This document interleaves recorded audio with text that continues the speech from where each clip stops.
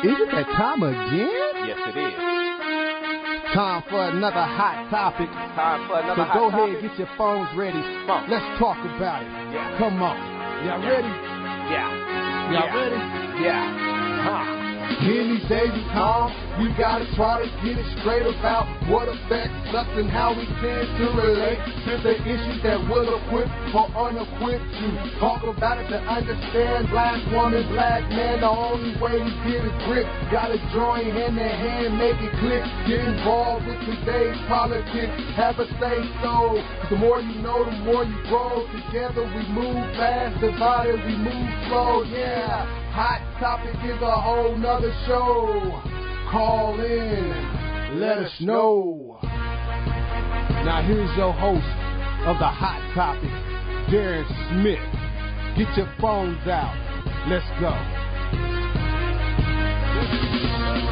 Good morning and welcome to another edition of Hot Topics here on 890 AM KGGN. I'm your host Darren Smith. Thanking you for joining us for another week. Before we get to our state rep, Brandon Ellington, I have my main man, Mr. Tony Richardson, on the line. How you doing this morning, Tony? Good, bro. How about yourself? Man, I can't call it now. You know, obviously the big news of the day is the Kansas City Chiefs, but we're going to start with Sunday night football because that's going to lead us to our further discussion. But give me your first thoughts and impression on Denver losing last night and the whole circus around Peyton Manning returning to Indianapolis. Yeah, it's one of those things like obviously, Peyton came back home, basically the home that he built, but it was going to be a hostile environment, and everyone was up to the occasion, and I mean, both teams played really well, and unfortunately, Peyton came out on the short end of the stick. Yeah, now and the one thing I noticed because Indianapolis had a chance to put them away early, when they got up, but Denver, What do you think that you saw last night that will help the Chiefs when they face them later on in the season? Because it looked to me that their pass defense is just horrible. Well, the biggest thing that I think, one thing the Chiefs have to do is, number one, you can't turn the ball over, because if you turn the ball over, that means that Peyton's going to be back on the field. And so the best thing you have to do is run the ball. So when the Chiefs play, the Broncos, they need to feature the running game. Get Jay Charles going. And as long as Peyton's on the sideline, that's the best thing you can do. And even like Trent Richardson really didn't have a big night last night, but he did enough to kind of keep Peyton on the sideline, and they didn't turn the ball over.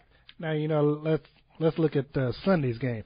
Now the Chiefs won 17-16. Yeah. Now I know that you predicted the Chiefs were going to be good this year, and I didn't. Oh, yeah. So I'm gonna eat crow as long as the Chiefs keep winning.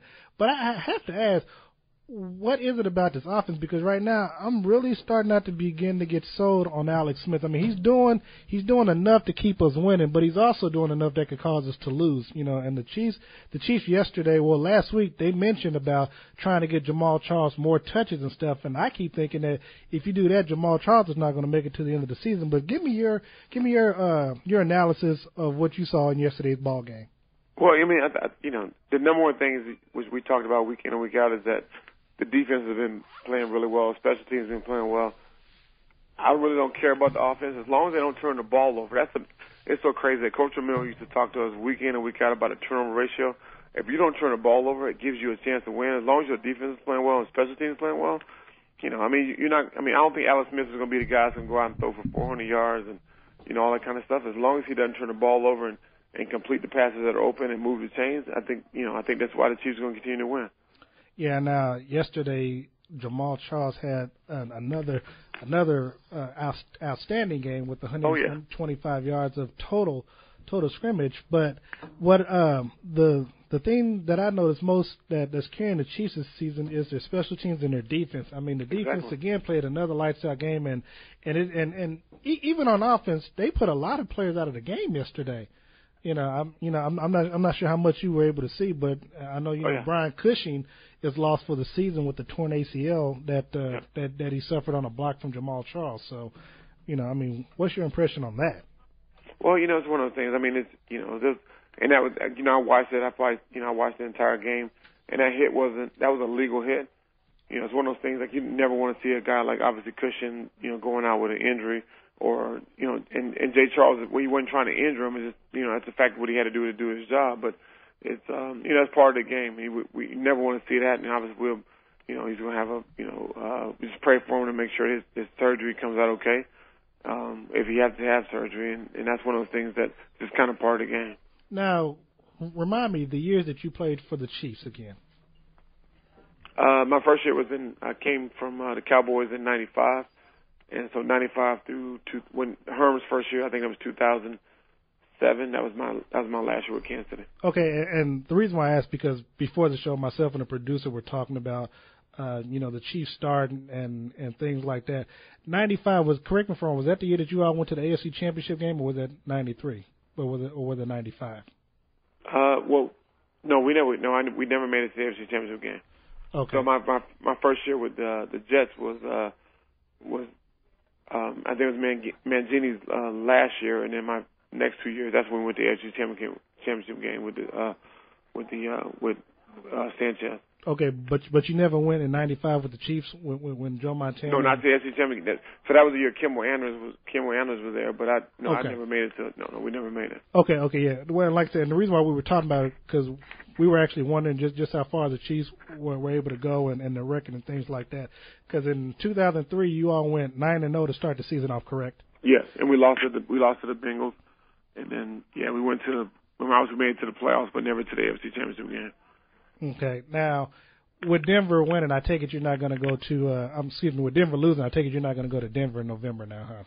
You never know, though, because the thing is, if the Chiefs are still undefeated and the Broncos obviously have one loss, I mean that still might be that'd be a hot ticket. So I might still, catch the. I might have to charter your private plane to go down there. So I got some connections. I might have to take the private plane and go down and check that one out. That's a good. You caught me off guard with that one. Now, the one thing I want to talk about though is your New York Jets, because yesterday, I'm watching the game on my iPad before the game, and they looked real good, especially Geno Smith. Man, what can actually be said about your Jets right now? I mean, they pulled off the big win against the Patriots, but what was that last call that they called against the Patriots and that allowed the Jets to move forward and end up winning the game on an overtime field goal?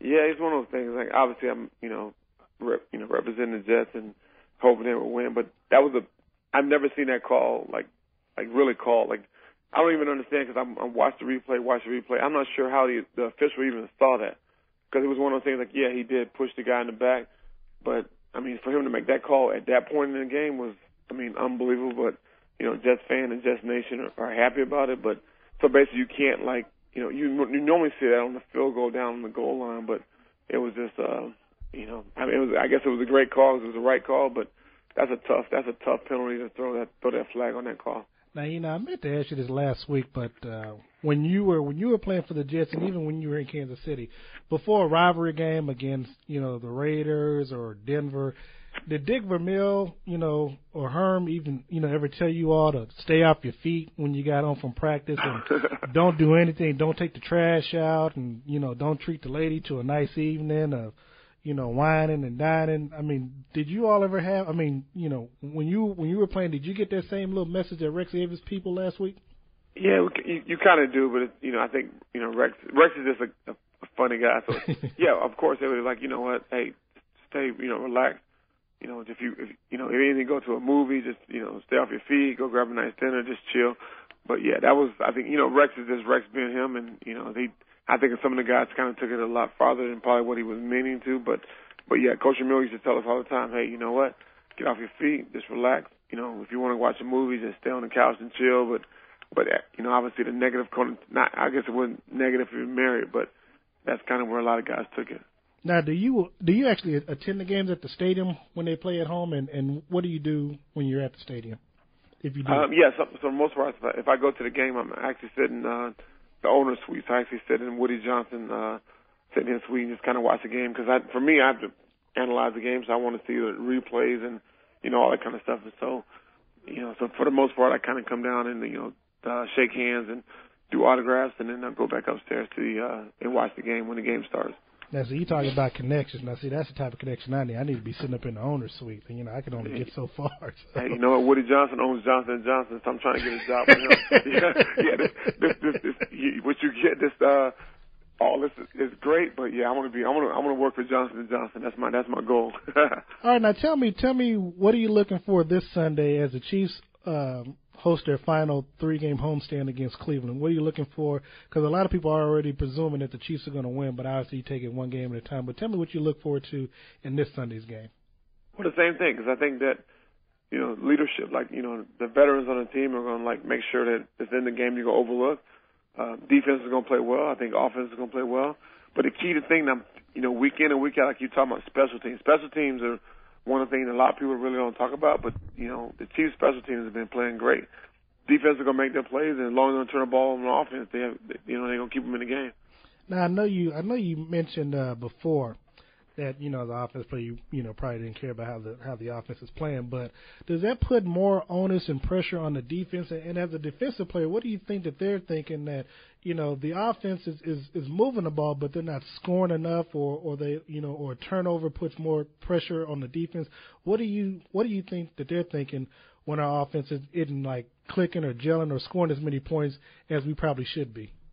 Well, I think, I know the guys. You look at, DJ and Tom, but those guys look for the opportunity. So if they, regardless of what happens on offense, when they go back on the field, you can kind of see, Barry, I see their eyes kind of light up because it's another opportunity. But, the thing that's reminded me of this team is the year that the Ravens won the Super Bowl, that, as long as they didn't turn the ball over, Ray Lewis used to say, if you give us 3 points, we're going to win the ball game. And I think that's how those guys are looking at the same thing. It's they're looking on defense. Hey, don't turn the ball over. You give us 6 or 7 points, we'll win the game some kind of way. And that's what the Chiefs are doing right now. And it's pretty exciting to watch them play ball like that. Now, did you get a chance to watch any college football? Oh, are you kidding? Auburn beat Texas A&M. Oh, yeah, of course I watched it. Okay, now I have to ask, who is your top 3, I guess, in the Heisman polling, and which teams do you think will shake loose at the end of the season to play in the BCS championship game? Well, the number one team obviously is going to be Alabama's going to be there. As far as the Heisman race, Johnny Manziel, Johnny Football was the number one guy, but it's kind of, I'm not sure who's going to, potentially win, but for sure Alabama's going to be in the national championship. Well, you know what? I'm not going to argue with Alabama being in there, but I think that I have to say Mizzou's playing well. I get it. They're undefeated. They're playing well. It'd be great to see. Maybe I don't know if it can happen. Mizzou and Alabama can be in the national championship. No, I think the best that they can do is play each other in the SEC championship game for a berth there. But Mizzou is doing well. Actually, the state of Missouri is doing well. You got St. Louis in the World Series. You got the Chiefs undefeated. You got Mizzou undefeated, ranked number 5 in the BCS and both of the polls. But I have to tell you, now I don't know if you saw the Clemson FSU game, but I'm a believer of this freshman kid, famous Jameis Winston that they got out of Florida State. Yeah. Yeah, 6'5" quarterback. He's a real deal. So I think I did see Johnny Manziel's game, and I know he got hurt, but I have to say that I think he kind of blew it in trying to repeat as a Heisman winner. 2 losses isn't going to look too good, and they did lose. Yeah, and they did lose. So I think they kind of pushed him out, and the game that Jameis had that night, I think it vaulted him up to at least number 2. I know there's a kid out of Oregon that has yet to throw an interception. So I think right now he's in the lead, and then Jameis, and then maybe Manziel for third. But that's how I'm looking to shake out, and I'm looking at Alabama and Florida State in the national championship game. And if Jameis plays the way he played last night, if he faces Alabama, I got to go with FSU for the national title. But that's just me. Yeah, I don't think you can go wrong. The state of Florida is always going to be some team representing, but Alabama, I've obviously got to rep the SEC. Alabama's I don't know I think Alabama could probably beat Jacksonville Jaguars right now because they're borderline professional teams, so it's hard to bet against or even call against Alabama. That is good. Well, Tony, hey, look, I want to thank you once again for joining us this week. I want to wish you the best of luck, and tell us what we can look forward to on your show this week. Yeah, so this week, obviously, we're excited because, it's one of those things I think, the fact that the Jets actually shocked the world, and they really believed it. I talked to all my boys, and they knew they were going to win. They thought they were going to win the game, but so this upcoming week, we're talking to the next week, and, hopefully they can pull out another big win. All right. Well, Tony, hey, I look forward to talking to you next week, man. You have a great week, and God bless you until we speak again. All right, God bless you too, brother. All right, take care. Right now with me in the studio is my friend, my homeboy, one of my state representatives, Mr. Brendan Ellington. Brendan, how you doing today? I'm blessed, and I got to say one thing. We was friends, so I read your Facebook post with all the barbecue you was eating yesterday, and I wasn't invited. Hey, man, trust me when I tell you, I think I'm suffering the after effects. I must admit I had a T-bone steak, a sirloin steak, a ribeye steak, a short end, and some chicken wings, and then get to the suite to have more food. I just called no moss, no moss. So trust me, I'm feeling the after effects this morning, so I don't think I'm going to tailgate as hard next week. Now I feel a little better, though. Okay, now tell me what you got coming up this Wednesday. I know you have a public health forum. Give us, our audience, a little bit of information about that and why you're doing it. Again, all praise and honor and glory be to God. This Wednesday on the 23rd, we're holding a public health care forum, and it's extremely important that people show up. From 4 to 8, it would be sign up for the Obamacare, and there'll also be people that can explain everything that's in the bill. Then we'll also have the FSD. This is one of the most important things on there. FSD stands for Family Support Division. Family Support Division does everything from TANF to child support to food stamps to elderly assist programs, health care, community grants, etc. They're actually trying to remove the FSD offices out of Kansas City and St. Louis City. I think this would be a terrible move when you talk about people being able to sign up for social service help. Then we also have the pros and the opposition against the Jackson County translational tax. Now, where will it be taking place at? 3200 Wayne, the Multi-Purpose Center, 32nd and Purcell. Okay. Now, do you have any people that's going to come in to assist, or what's going on? Yes, we have. That's a very great question. Again, with the FSD, we actually have a lot of the workers that work at the Family Support Division that will be coming down. And I also have the president of FSD that should be coming down here, which is extremely important when you talk about talking to people who make the decision if the offices stay here or if it's removed. For the county tax, we have a couple groups that are for the tax and a couple groups that are against the tax. And I want to make sure that that is equal as far as the representation of who's for it and who's against it. Personally, I'm against the tax, but I want to let both sides give their opinion of what the tax does and why people should vote for it. And it would be all information on the type of forums that I do is open question forums. So people that come, they don't have to worry about having their voice stifled or their questions transformed to something that's more PC, because I let people get up and directly talk to the people that can actually implement change. Now, dealing with this Affordable Care Act, obviously there's been a lot of problems with the website and things, and the President of the United States talked about it this morning. He's not satisfied with the website. How will you all actually be helping people to sign up if there's a lot of problems with the website? Is it just going to be people that's coming in from call centers that they have in different cities that's going to come in and register people on paper? How will that go? Well, and I don't want to be wrong on the number, but I think we have like 6 to 8 people that are coming that are actually going to walk people through the website and actually help them sign up where they're right there. Then we also have 2 various people that's going to give different presentations. One person is going to give a presentation at 4:30 for people that are there. They're going to have somebody come back up when the forum actually starts after 6 and give a presentation, just in case people have any questions. Now, when you talk about the problems with the rollout, we've seen a lot of problems in states that have not passed their own form of Medicaid expansion or health care exchanges in the states. Missouri, we didn't pass our own health care exchange. States that... Now, why is it not? Now, because couldn't the governor have pushed forward with it, and then obviously with the House and the Senate being taken by Republicans, did they veto it? I mean, how did all that go? How did all that play out? Well, it played out extremely terrible when you talk about fighting for what will be better for the residents of Missouri. Republicans and Democrats both know the numbers. We know that it would have been more beneficial for us to pass a health care exchange last year, in which we can control how the Affordable Care Act would look in Missouri. We didn't do that because it was all political. You have Republicans that didn't want to touch it because they called it Obamacare. Our governor is a Democratic governor, but he didn't want to touch it because this is more of a red state. And we need leadership. We need people that are in office that isn't afraid to come and tell the people what's actually in the bill and to fight for something that's going to be beneficial for everybody, as opposed to seeing partisan games.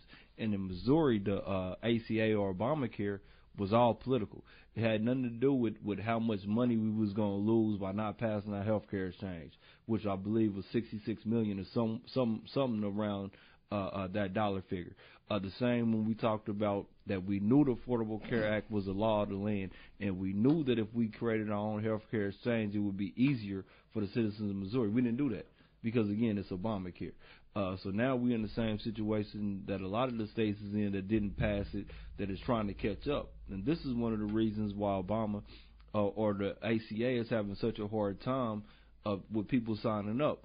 For the last year and a half, as opposed to making changes and doing the things that we know we have to make sure that people was able to get on the internet, get on the website and sign up and make sure all the states had all the information they knew, we didn't do that. We took a year and a half and 16 days of a shutdown trying to get rid of a law that was already a law as opposed to improving it. And this is where the American people should be extremely upset because it's political games right now, as opposed to this is the law.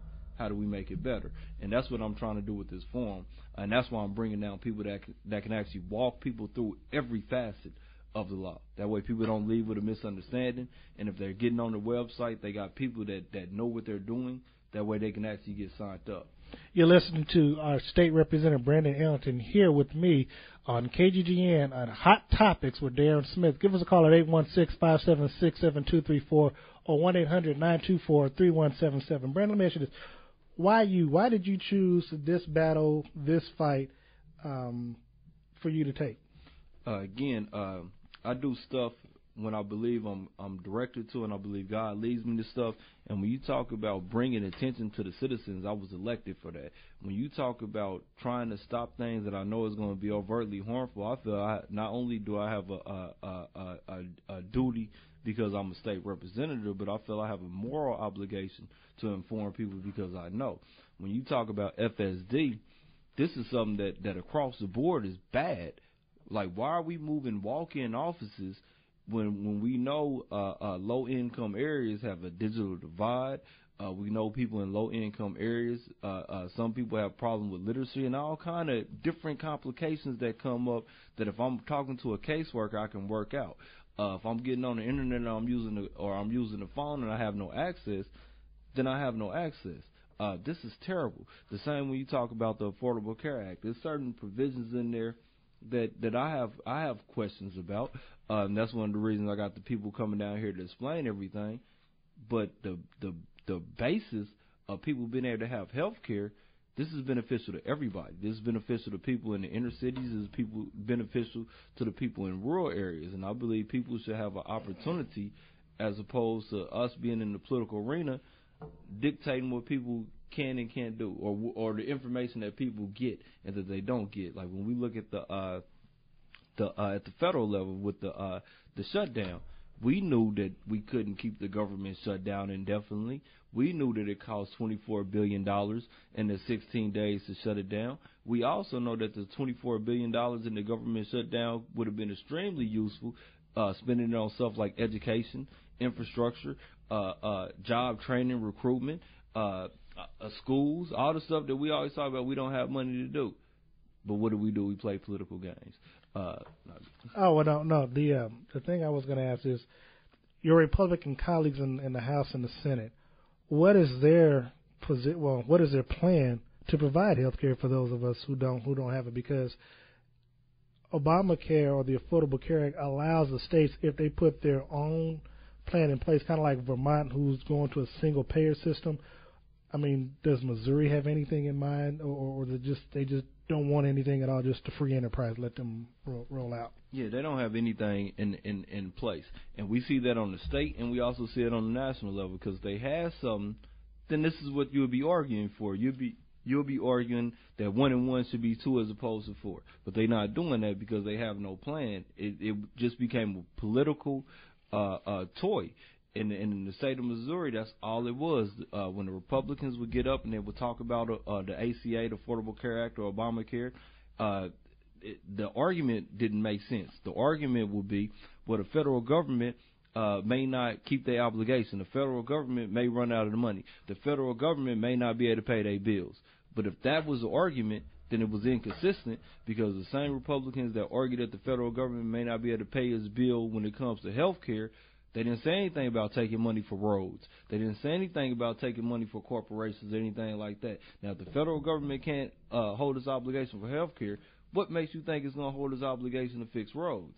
Now, if the argument was pure, that would have been where the conversation was going. But the argument wasn't pure. The argument was that basically this Democratic President Obama, or like they like to call him, Mr. Obama, they don't even put the presidency on there, which is something that we should pay attention to. It's time for the games to stop, simple and plain. And I guess my final question in regards to that is, these Republicans that you work with, I mean, do they understand that they're actually hurting their own constituents? And I mean, do they even have an answer for why they do what they do? Is it just a hatred for this president? I mean, even at the state level, I mean, you know, are they that disrespectful to the president as they refer or whatever, like they are on the national level? Yeah, they're extremely disrespectful when it comes to the president. But to answer the first part of your question, now this is where people need to get upset and people need to get more involved in the political process. It's a lot of Republican colleagues that I work with that I actually have a good relationship with. I can actually sit down and talk to them about issues, why they voted this way, etc. I'm not going to say a majority of them, but a nice segment of them vote against their conscience because their party pretty much controls the members in that party. And it's kind of the same what you've seen when Boehner didn't want to bring up the vote in the House. And it's the same on the state level. If their party tells them no, they will vote no, even though inside they want to vote yes, even though inside they know it helps their constituents. And it's like the commercial that you seen. The lady was on TV. She was like, I don't want that Obamacare. That Obamacare is bad, but I sure would like that Affordable Care Act. It's the same thing. But it's how they've been perverting the issue and putting it out there. Like you hear people talk about, well, it's going to cost a lot of money. That's only initially it costs money. It gets cheaper the more people that get on there. And if you got health care, you don't have to use it. Now, Brandon, before I let you go, and we're going to move on to a quick topic before we run out of time, tell us about the celebrity basketball game that you got coming up. And I actually got King Kie in the studio with me. This year we're going to make sure that team lose bad. But again, we do a celebrity charity game every year. We do it to raise donations so we can feed the homeless and we can feed people in the community that are lonely. Obviously, we do it to generate donations for the homeless, but we don't want people to feel like they can't come if they're not homeless. There's a lot of people that are lonely in the community. And when is the date on that? November the 20th. November 20th. Well, Brandon, I want to thank you for your time and thank you for joining us. And we'll have you back in the studio as we get closer to that time so you can talk about it more extensively. But for myself, Darren Smith, I want to thank Brandon Ellington once again. No, thank you. Thank you. And I thank Tony Richardson for calling in this week.